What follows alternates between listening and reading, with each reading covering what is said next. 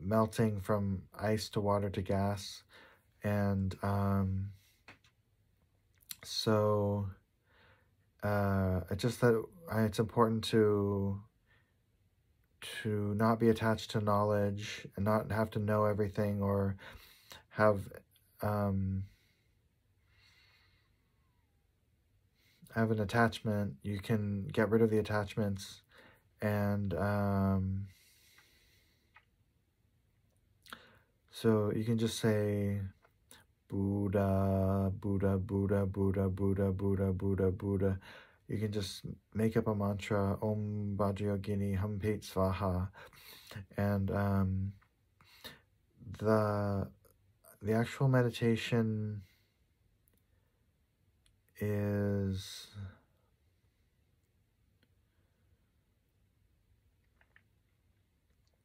it's something, you're asserting something that's like a really important, big deal kind of a thing. So it's scary because you wonder, you know, what if I can't communicate this? I'm experiencing it, but it seems so important. But then you sort of realize there's no reason to have to communicate it or do anything about it because you've already achieved everything there is to achieve and everything's already been done and completed. So there's nothing to attain because everything has already been attained and everything has already been done. And that's kind of the B theory of time and physics. That's kind of like the determinism kind of view. And, or I guess eternal recurrence, I think, maybe. But those are things that probably you can't, they're beyond being able to be talked about, so it's wrong to try to talk about them, maybe. But meditation is taking place in my mind right now, and I'm melting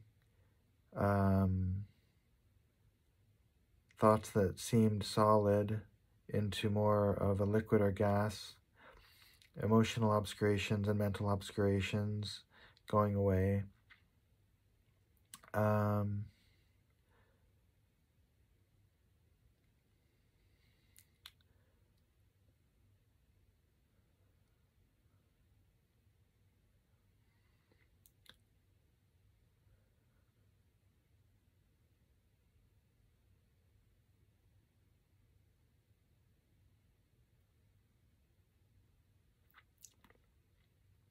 There are two people who I found on YouTube who I consider to be like my Dzogchen gurus. One of them called himself Clarity Guru a long time ago, years ago, and I still follow him on YouTube. And then the other person is Peter Brown, who I saw a lot at Open Secret Bookstore in San Rafael, and his lectures online for years and years.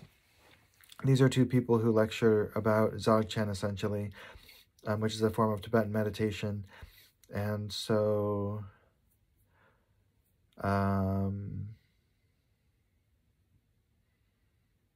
there's a lot, I guess my conversation is kind of with them.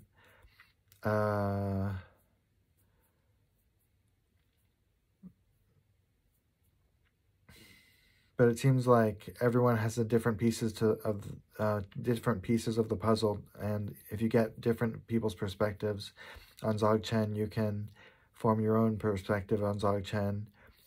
And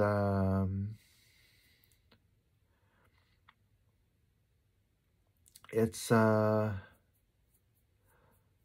something where, if I guess, like, you know, people aren't going to encourage you to practice Dzogchen. They're going to probably discourage it, you know, in a lot of situations, and it's necessary to practice Dzogchen.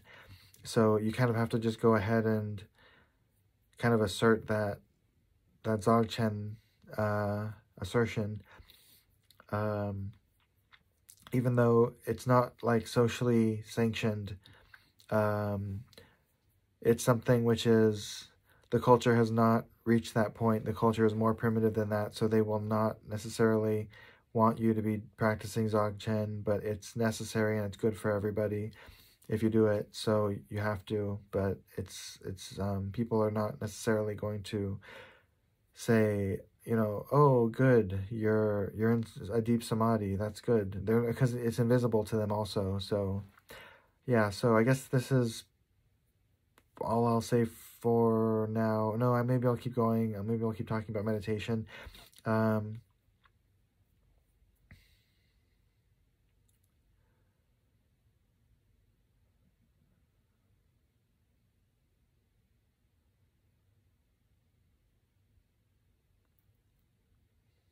it's very, very, very serious. That's what Jiddu Krishnamurti says. But then other people say that it's all about not being serious and it's about being nonchalant. That's kind of what jazz music is an exaggerated nonchalance. I heard someone say that.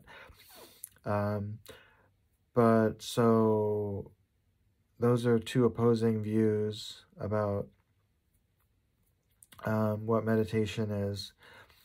It's extremely serious, some people say, and other people say it's all about being nonchalant, not serious. Um,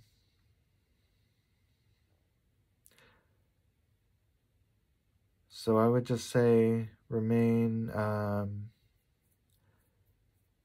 feeling all of the suffering of the people in Ukraine right now who are being attacked by Russia, the homeless people I see on my way home from work, anyone suffering anywhere. It's just important to focus.